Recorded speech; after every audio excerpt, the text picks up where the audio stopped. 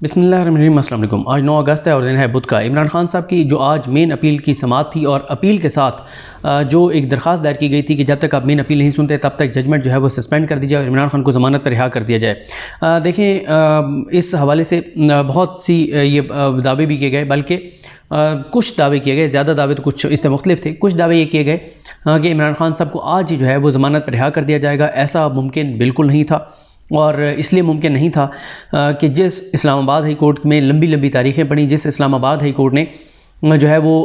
इमरान खान के केस के फ़ैसले के लिए जज हुमायूं दिलावर साहब को डायरेक्शन दी कि कल ही जुमे को डायरेक्शन दी कि कल हफ्ते वाले दिन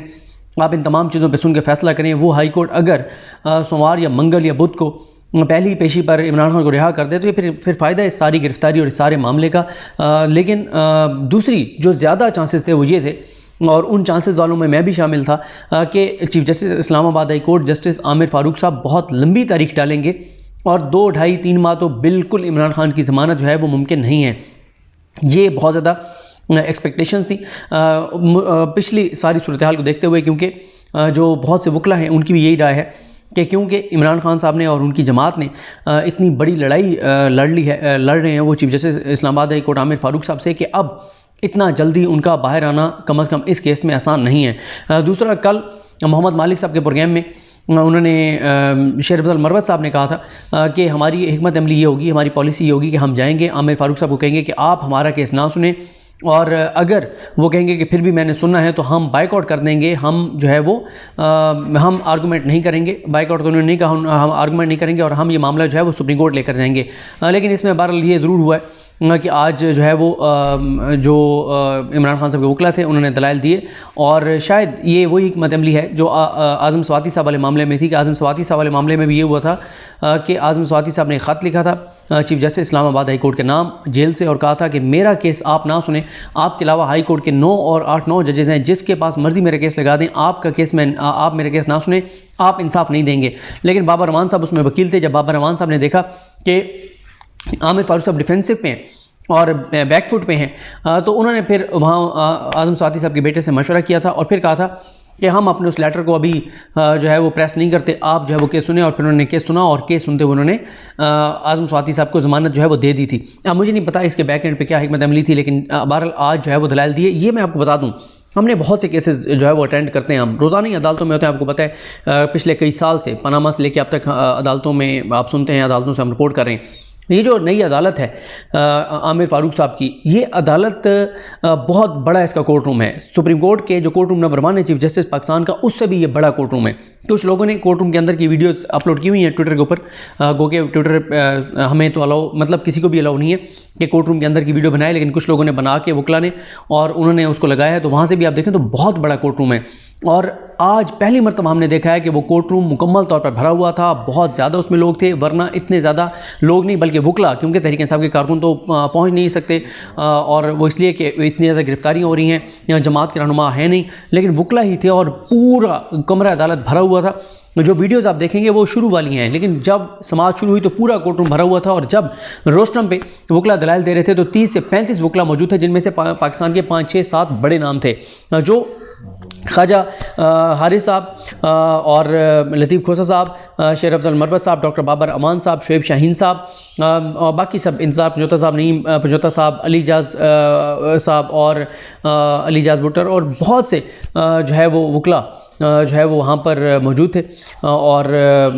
ILF के उनके, और बड़ी एक लंबी एक फ़हरिस्त है वकला की, 30-35 तो मैंने बताया ना रोस्टम पे थे, बाकी भी कमरा अदालत जो है वो बैरिस्टर गौहर साहब खचा का जो है वो भरा हुआ था। आज मैं इसलिए ये मैंने कहा कि इमरान खान साहब की रिहाई का जो वो है एक राह हमवार हो गई है, क्योंकि आज जिस तरह के दलाइल दिए, सबसे पहले लतीफ़ खोसा साहब ने, फिर जिस तरह से गुफ्तगू की लतीफ़ खोसा साहब के बाद जो गुफ्तगू की शेर अफजल मरवत साहब ने, ख्वाजा हारिस साहब ने जो दलाइल दिया, डॉक्टर बाबर रहमान ने जो बात की, सलमान अकरम राजा साहब ने जो बात की, सलमान अकरम राजा साहब ने भी इंपॉर्टेंट कुछ पॉइंट्स वहाँ पर रेज़ किए। तो इसलिए माहौल बन गया कि जिस तरह से आज उन्होंने जो फ्लॉज बताए हैं इस पूरे प्रोसेस में, इस जजमेंट में, जो चीज़ें अभी तो, बल्कि जजमेंट के पॉइंट्स के ऊपर तो गई नहीं है, अभी तो जजमेंट से पहले की जो चीज़ें हैं वो अदालत के सामने रखी गई हैं, जिसके अदालत जो है वो बड़ी हद तक जो है वो कायल जो है वो नज़र आई है। और इसमें जो सबसे इंपॉर्टेंट बात है जो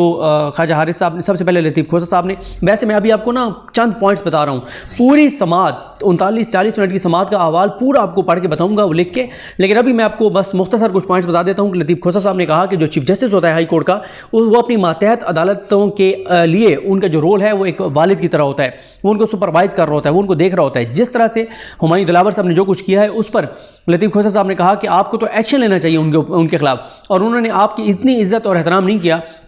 कि जब आपने जुमे वाले दिन हमें जुमेरात के लिए नोटिस किए थे हक दिफा वाले मामले पर, तो उसको तो सुनना ही नहीं चाहिए था, केस इंतजार करना चाहिए था। इतना तो आपका एहतराम करता, उसने आपको कोई एहतराम नहीं किया, और जो उनका कंडक्ट था आपको तो कार्रवाई करनी चाहिए। लेकिन उस पर आमिर फारूक साहब ने कोई जवाब नहीं दिया, बल्कि आमिर फारूक साहब ने जो कल केस लगा हुआ है जुमेरात वाले दिन, जो सबसे अहम इस सारे में गेम चेंजर केस था कि आमिर फारूक साहब ने जुमे वाले दिन जुमेरात के लिए नोटिस किए और हफ्ते वाले दिन पूरा इस्लामाबाद हाई कोर्ट के जजमेंट के पैराग्राफ नंबर 17 में रास्ता फराहम किया गया कि आप फैसला सुना दें। अब कल जो समात होनी थी, जो हक दिफा ख़त्म किया गया था, तहरीक इंसाफ के वकला ने जो चैलेंज किया था, जो गवाह इनको नहीं लाने दिए गए थे, कल वाली समात अब मुलतवी हो गई है, क्योंकि कल आमिर फारूक साहब ने बता दिया है कि कल वो बीमार हैं, कल उन्होंने डॉक्टर के पास जाना है, इसलिए कल की जो है वो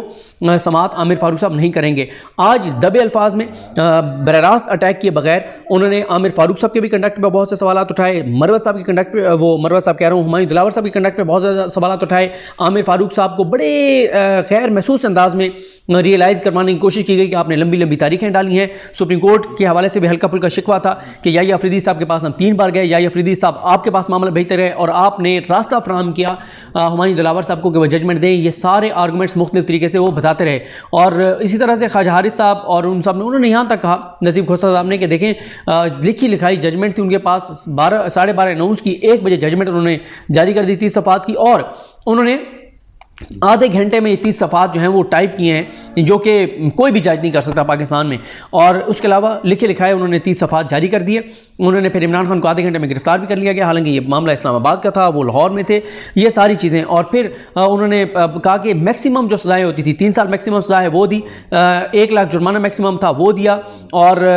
5 साल के लिए ज़ाहिर इमरान खान डिस्क्वालीफाई हो गए, और सारी चीज़ें आधे घंटे में हो गई। फिर उनको अटाले के बजाय जो है वो अटक में शिफ्ट कर दिया गया पूरा, असल में ना आज इस पूरे केस में। और फिर उन्होंने कहा इनको नवाजने के लिए अगले दिन फिर यूके भेज दिया गया। आज पूरा जो केस था वो पूरा केस उन्होंने ये बयान किया कि आज उन्होंने बेसिकली सारे फ्लॉज, इस पूरे प्रोसेस में जितने फ्लॉज थे वो रखे। आमिर फारूक साहब ने उनको सुनाते रहे कि आपने क्या कुछ किया हमारे साथ, और साथ ही सुप्रीम कोर्ट ने हमारे साथ क्या किया है, और इस पूरे केस में trial court, high court, supreme court का कंडक्ट क्या रहा, असल में उस सारे कंडक्ट को वो बयान करते रहे, और जिसका कोई जवाब जजेस की तरफ से नहीं आया। कोई सवाल जहांगीरी साहब ने नहीं किया, आमिर फारूक साहब ने कहीं पे नहीं कहा कि नहीं आप जो कह रहे हैं वो ठीक नहीं है। फिर एक और मामला जो लतीफ़ खोसा साहब ने भी सामने रखा वो था कि FIA ने नईम हैदर पंजोता को बुलाया और आपने ये मामला उनके पास भेजा है, और फिर उन्होंने कहा कि आपने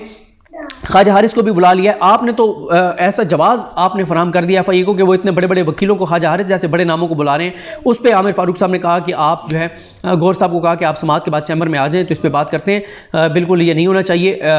वकला को हैरेस नहीं करना चाहिए, ये सारे मामला इंक्वायरी का मकसद ये नहीं कि आप लोगों को तंग करें। और फिर उसके बाद जो कल शेर अफजल मरवत साहब और उमैर नियाजी जो हाई कोर्ट की इजाज़त से हाई कोर्ट के हुक्म लेकर और जेल में मुलाकात के लिए गए थे, उन पर जो FIR हुई है वो मामला आमिर फारूक साहब के सामने रखा गया। उस पर आज उनको जो है वो उन्होंने हिफाज़त ज़मानतें करवा ली हैं, और अब वो जो है वो जाके और पेश होंगे मुतलका अदालत के अंदर।